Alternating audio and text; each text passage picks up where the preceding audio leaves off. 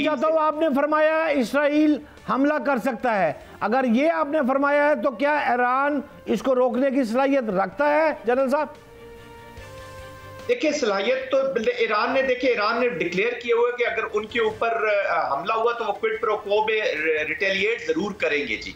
तो रिटेलिएट करेंगे। अब हमला कामयाब होता है तो उसके बावजूद वो इंगेज करेंगे और ईरान भी सलाहियत रखता है उनको इंगेज करने की। किस लेवल तक है वो तो अभी मैं कंफर्म नहीं कर सकता, बट एनीवेज वो करेगा जरूर। देखिए ना, पोजीशन ले लिया ना, सुप्रीम लीडर ने भी पोजीशन ले लिया, प्रेसिडेंट भी बार बार कह रहे हैं वो पीस को चांस देना चाहते हैं। तो पूरे रीजन, पूरे वर्ल्ड के लिए सबसे इंपॉर्टेंट चीज है कि ये जो न्यूक्लियर डील जो बातचीत हो रही है इसको नेगोशिएशन डिप्लोमेटिक वे से किया जाए।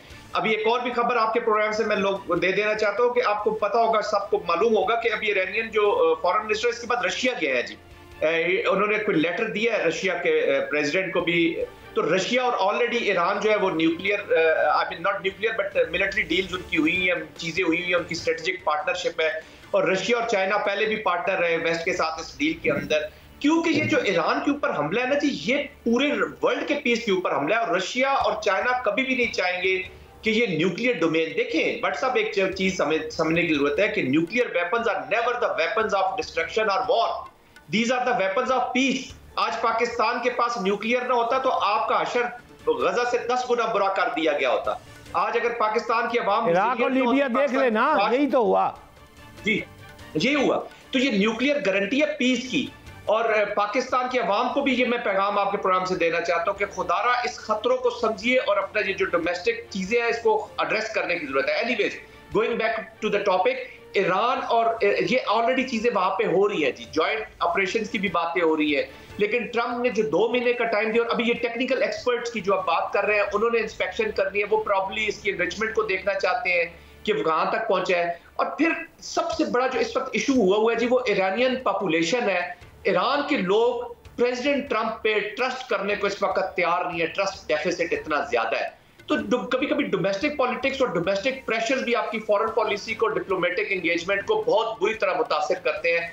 अब देखते हैं कि ये गुत्थी कैसे ये सुलझाते हैं जी। दुरुस्त फरमा रहे हैं, गुत्थी कैसे सुलझेगी। जलालुल फराह भाई, 10 अप्रैल को इस्लामाबाद में एक कॉन्फ्रेंस हुई है और ये कॉन्फ्रेंस फ़लस्तीन कॉन्फ्रेंस के नाम से हुई है, जिसमें पाकिस्तान की बड़ी दीनी शख्सियात ने गजा के मुसलमानों पर इसराइली जो बमबारी है उसके खिलाफ जहाद का फतवा दे दिया है। इसराइल के मामलीन के मुकम्मल मुआशी बाइकाट की बातें इस मुल्क में हैं। हम आपके साथ हैं और आप इस हवाले से मजीद क्या कहना चाहेंगे? पाकिस्तान तो एफर्ट कर रहा है, आपके साथ खड़ा है इस वक्त। शहजाद साहब, बहुत अच्छा सवाल किया आपने, बड़ा अच्छा पॉइंट उठाया आपने। और मैं इससे पहले मैं सब जनरल साहब की बातों पे सिर्फ एक जुमला में एक तबसरा करूंगा, एक कमेंट करूंगा कि मेरी अपील है पाकिस्तानी अवाम से। यकीन करें मैं कोई खुशामद नहीं कर रहा हूँ, लेकिन एक जिसके ऊपर बीत रही है इनको पता होता है। मैं कुछ लोग जो हमारी अवाम के अंदर नादान लोग हैं, मैं इनसे ये गुजारिश करूंगा कि आप लाखों हजारों बार अल्लाह का शुक्र करें कि आपके पास फौज है, आपके पास न्यूक्लियर है, वरना आज आपका वही हाल होता जो हमारा हाल है। और ये पाक फौज एक बड़ी नेमत है और मैं कोई खुशामद नहीं कर रहा हूँ पाक फौज की, ये हकीकत है जिसको कोई जुटला नहीं सकता। अगर ये पाक फौज ना होता, ये पाक फौज की ताकत ना होती तो आपका हाल इस वक्त हमारा हाल से भी बदतर है। अच्छा, दूसरी बात आपके सवाल की तरफ है। देखिए शहजाद साहब, जिस कॉन्फ्रेंस की आप बात कर रहे हैं, मैं भी इस कॉन्फ्रेंस में मौजूद था, पहले सेशन में मैं मेहमान वहां पर था मैं, और मैं मौजूद था। देखिए मैं एक सवाल करूँ आपसे, मरने के बाद दवाई का क्या फायदा है? ये सवाल सुन के आप जाहिर सोचेंगे ये मतलब इसका जलाल का क्या मकसद है, मरने के बाद दवाई का क्या फायदा है, ये सवाल। अब देखिए हमारा जो उलमा हजरात है, जो भी मुफ्ती हजरात है, चाहे वो मुनीब रहमान साहब हो, चाहे मुफ्ती तकी उस्मान साहब है, चाहे हमारा मोहतरम फजल रहमान साहब है, मैं सिर्फ इनसे एक सवाल करना चाहता हूँ। फतवा जो आप लोगों ने दी है बहुत अच्छी बात है और ये इस चीज़ का निशानदही करते हैं कि आपकी बड़ी हमदर्दी है गजा के अवाम के साथ है और अपना दीनी फर्ज निभा रहे। लेकिन मेरा सवाल, क्या आपको अभी याद आ गया, अभी फतवा देना याद आ गया? 45 दिन के बाद अभी याद आ गया? जब गजा के अंदर कुछ बचा ही नहीं है तो अभी आपको याद आ गया? जब गजा के अंदर एक बच्चा नहीं बचा, एक वो खातून नहीं बची, एक मर्द नहीं बचा, एक मस्जिद नहीं बचा, जब बैतुल मुक़द्दस मस्जिद अल अक़सा के ऊपर हजारों तादाद में हमला और बेहुरमती हो चुकी है, क्या आपको अभी याद आ गया? मैं वो सवाल कर रहा हूँ। यकीनन कुछ जलाल भाई, इस वक्त मुस्लिम उम्मा की नुमाइंदगी कौन कर रहा है? मैं ये आपसे जानना चाहता हूँ कि बड़ा भाई इस खानदान का कौन है? Who will be responsible? भाई मैं पाकिस्तान को किसी और मुल्क के साथ कंपेरिजन नहीं करे, आप कंपेयर ना करें। हमारा जो बड़ा भाई है मेरी नजर में वो जो सबसे ताकतवर भाई है पाकिस्तान है, ठीक है। हमारे जो उल्मा है, पाकिस्तान की उल्मा है, हजरात है, हमारे लिए सरकताज है वो मैं इनको खुदा बहुत अच्छा किया इन्होंने जो फतवा दिया है। लेकिन मेरा सवाल ये है कि शहजाद साहब देखिए, पाकिस्तान हमारा बड़ा भाई है, पाकिस्तान सबसे ताकतवर हमारा बड़ा भाई है और हमेशा उम्मीद होती है ताकतवर भाई में होती है, ठीक है। तो मेरे ख्याल में हमारा जो मुफ्ती हजरात या जो उल्मा हजरात थे, इन्होंने फतवा तो दे दिया, बहुत अच्छी बात है और हम खुश भी हुए। लेकिन मेरी आवाम का राय ये है, क्या फायदा है? अब खत्म हो गया गजा में कुछ बचा ही नहीं है, गजा के अंदर कुछ बचा ही नहीं है। अब आप फतवा दे, जुलूस निकाले, मुजम्मत कर ले, करारदाद मंजूर कर ले, कुछ भी कर ले, जो शहीद हो चुके वो दोबारा जिंदा नहीं होंगे, जो शहीद हो चुके हैं वो दोबारा जिंदा नहीं हो सकते। जलाल भाई ठीक कह रहे हैं। जनरल साहब, एक बड़ा अहम पॉइंट है, इस वक्त तमाम अफराद की नज़रें इस वक्त इसहाक डार साहब पर हैं।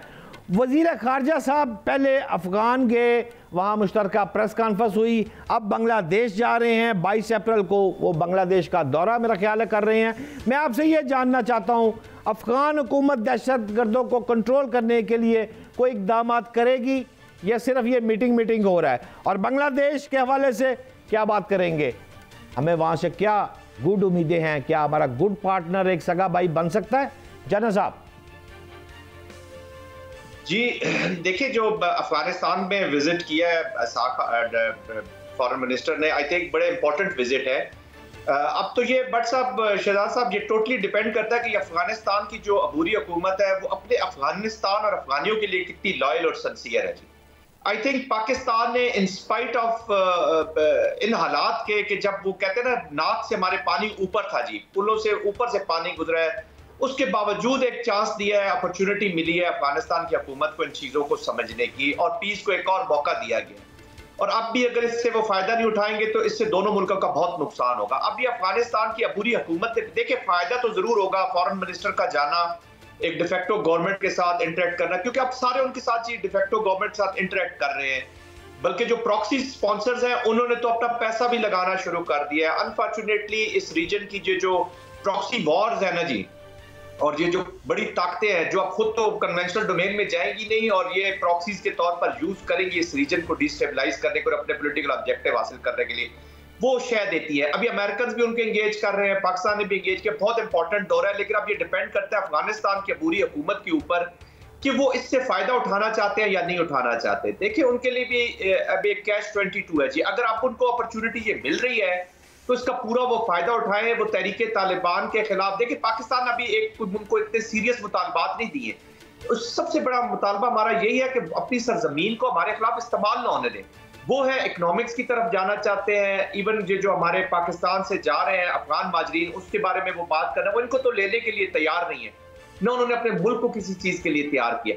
But again having said that, अब माजी के बीच में जाने से एक तो हमने अपनी कुर्बानियां भूल जानी चाहिए कि हमने इनके लिए क्या क्या कुर्बानी दी है, क्योंकि ये बेहिस लोग हैं जी।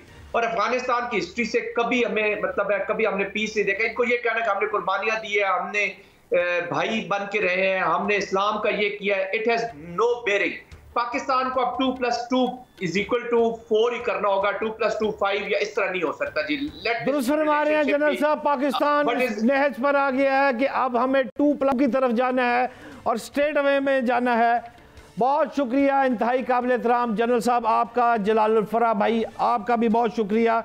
मुझे तो नाज़रीन जो बात समझ में आई है वो यही आई है कि आज पाकिस्तान अगर खड़ा है तो अल्हम्दुलिल्लाह हमारी पाक फ़ौज के जवानों की वजह से। पाक फ़ौज एक हकीकत है।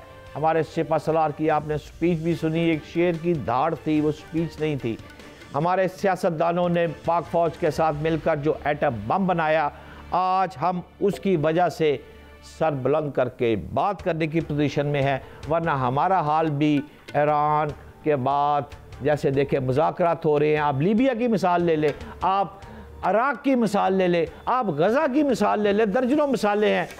जो कौमें अपनी पाक फ़ौज के साथ अपने हथियारों के मामले में खड़ी नहीं होती, वो हमेशा परेशानी का ही शिकार रहती है।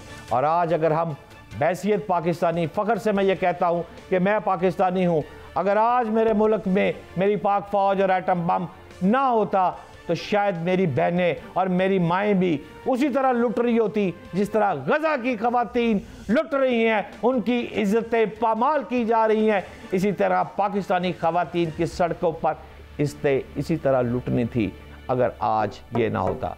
अल्लाह पाक मेरे मुल्क को कायम दायम रखे।